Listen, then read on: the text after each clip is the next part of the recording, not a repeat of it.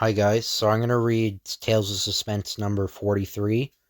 So this is the first appearance of the character Kala, or I think that's how you say her name, Kala or Kayla, or something like that, but she's basically like a queen of the underworld type character, like Tyrannus and Mole Man. I think Stanley probably liked that type of character, because, I mean, he did it 3 times.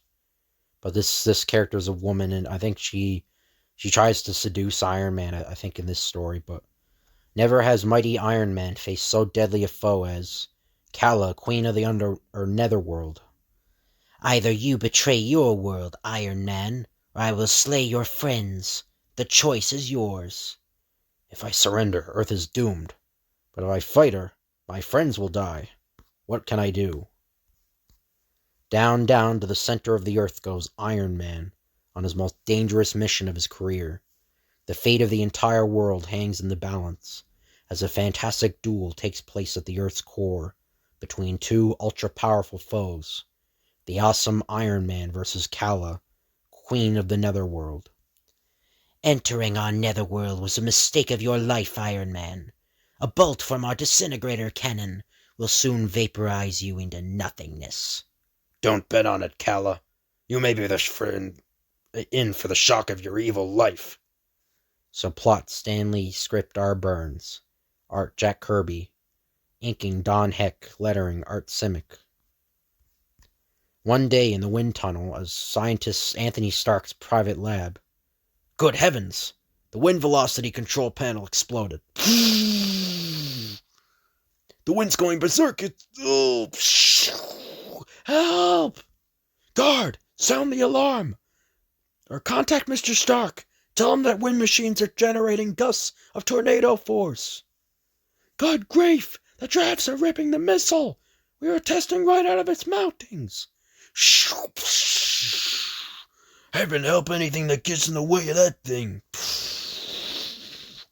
I'll signal Mr. Stark in his private office, but I doubt whether even he can do anything about this situation. Seconds later. Take it easy, guard. It so happens someone is visiting me who can handle this menace. Iron Man will be right there.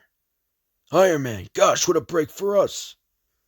Then, as Anthony Stark quickly opens his attaché case, little does anyone dream who Iron Man really is. In a moment, this collapsible iron armored costume will conceal Anthony Stark's body. Oh, and he doesn't say anything. So presently, near the ruined wind tunnel. Look, there's Iron Man, but what can he do? Well, those cyclonic winds sure don't bother him. It'll take an earthquake to knock him down. I know one way to make the giant fan stop whipping up a hurricane. I'll blow up a storm of my own by becoming a human fan. Soon after, a mighty metallic figure lumbers out. Wow, it's just all scrap metal now. Don't worry, Mr. Stark can afford to erect another set of blowers that are foolproof. Now it's time I return to him. Then back at Stark's private office.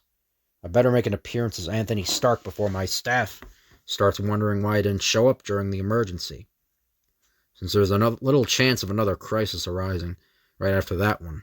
I'll leave my costume behind. Gosh, Mr. Stark, you should have seen Iron Man in action. He was sensational. Yes, Jim. He is handy to have around, isn't he? Suddenly, yo! Gasp! Look at Jim! What the? He's disintegrating. He vanished right before our eyes. Nothing's left but his gun. Great Scott! What's going on? I heard a terrible scream. It's Jim the guard. He faded away into thin air like a ghost. Next moment, yeah! Look, a mysterious ray of light isn't now enveloping Evans.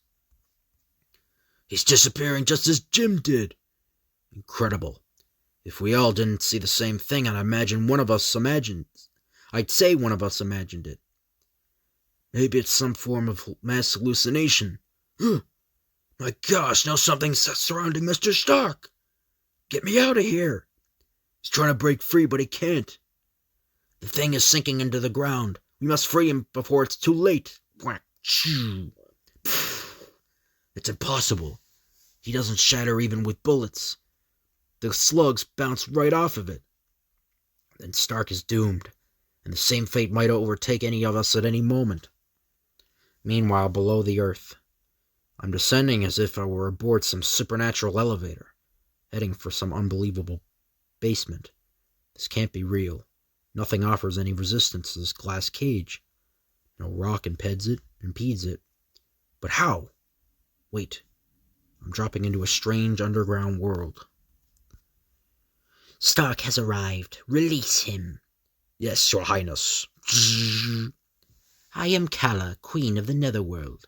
Welcome to my underground empire. This is fantastic. No one suspected there was any civilization at the core of the earth. Well, now you know better, Mr. Stark. So will the whole world, when we make its acquaintance. Do you recognize any friends? Jim Evans! Yes, Mr. Stark. Oh, yes, Mr. Stark. We just arrived, too. We're at the mercy of a brilliant, ruthless race. Your friend's remark is a compliment, Mr. Stark, for our civilization is superior to yours. We Netherworlders possess many scientific secrets unknown to the surface world. No doubt you consider the disappearance of these two fools and yourself as sheer magic, but it wasn't. Your comrades were brought here in error, as our electronic rays probed the surface, looking for you. What do you want me for? I'll explain in due time, Mr. Stark. First, let me tell you something about us. We Netherworlders are descendants of the people of Atlantis, whose earthly civilization was the glory of the universe. Then, eons ago, Atlantis was menaced by gigantic tidal waves, unleashed by a series of terrifying land and sea quakes. But our scientific geniuses were prepared for the catastrophe. Quick! Everyone into the dome! They had completed the construction of a huge unbreakable glass dome. Wait, but this doesn't make any sense. So this must have been retconned because there's Namor is the king of Atlantis in the Fantastic Four. So yeah, this must have been retconned. So they must have escaped from Atlantis and went underground or something like that. So over our city, so that by the time our civilization tumbled to the bottom of the sea, our people survived. However, each year, Atlantis sank more deeply into the earth, until eventually it reached the core of the globe, where it exists now as the Netherworld. Very interesting. Why have you brought me here? Because the time is now ripe for us to invade the surface world, where we once inhabited alone. Baksu, general of our forces, will show you some of our military weapons. Follow me, puny surface men. Something puzzles me, Baksu. How come you Netherworlders speak our language? We can speak all earthly tongues because we've been monitoring the surface for centuries with that electronic TV probes. That's how we learned you were America's greatest inventive genius. This is just part of our mighty arsenal of disintegrator rays, super artillery, and so forth. Demonstrate some of our weapons, Baksu. It's not necessary, Kala. I'll take Baksu's word that your weapon systems are devastating. But how will you bring them to the surface? That's why we captured you, Stark. We don't have enough power to reach the surface. We need devices to blast a path upwards. Transistor-powered machines such as you alone can create. Therefore, you'll either invent a method of transporting our invasion forces and weapons to the surface, or I will execute you and your friends. Foolish girl. Do you think our Earth is entirely defenseless? We have one person alone, Iron Man, who could single-handedly defeat your forces. Iron Man can sink a battleship by ripping out its bottom, knock supersonic speed bombers out of the air with a single punch, or break a huge space missile in two with his bare hands. Stark does not lie, Kala. I have received many monitored reports of Iron Man's deeds. Perhaps we should delay our invasion plans until... Bah! You talk like a traitor, Baksu. I repeat my threat, Stark. Do as I command, or you and your friends will die. And not only that, I will activate a machine which can reverse the Earth's axis, causing upheaval to the surface world, destroying all life there, while we landers will be unharmed at the core of the planet, and there is no idle threat. Don't listen to him, Mr. Stark. She's probably lying, and our 3 lives are unimportant compared with the terrible fate that will befall mankind if Kala's legions ever reach the surface. I disagree, Evans. I'm going to help you, Kala, all I can, but I'll require a laboratory, total privacy, certain materials, and absolutely no interference. I knew you'd consider your own skin before that of your fellow Earthlings. Sorry about that. So, Baksu, give Stark everything he needs to aid our cause. Blast you, Stark! When the chips were down, you turned yellow. You don't care 2 pines for mankind. Why should I? For one's first instinct is self-preservation. My own life is all I care about. Let's go, Baksu. I've got work to do. You don't approve of this Earth invasion, do you, Baksu? No. First, I'm not sure we can succeed. Who knows what unknown problems we might encounter on the surface. Second, I hate taking orders from a woman. Then why do you? As general of the Netherworld Army, you could seize power. Besides, I've a feeling you love Kala, despite her arrogance. Aye, but I refuse to knuckle under any female, beautiful as she may be. But we're not here to discuss my problems. I should equip your laboratory. That evening, as Stark works alone in his new lab. Poor Jim and Evans. They actually think I'm surrendering to Kala. The reason I asked for this lab in absolute solitude is to build my overnight a duplicate of my Iron Man costume. Next morning. Stark, this is Kala. How are you progressing? Admirably, Your Highness. In fact, you will soon see the fruits of my labor. Moments later. Look! Yes, Baksu. Stark tricked Kala. He spent the night making his escape to the surface, and then sent me down here to foil your invasion plot. Don't bother trying to use your ray pistol on me, Baksu. I've crumbled it to powder. Gasp! Then you must be the Earth hero Stark spoke about. Right, Baksu. Iron Man. I came to give you Netherworlders a demonstration of what will happen if you send your army earthward. Yee! Now you're going to slay me, is that it? No, Baksu.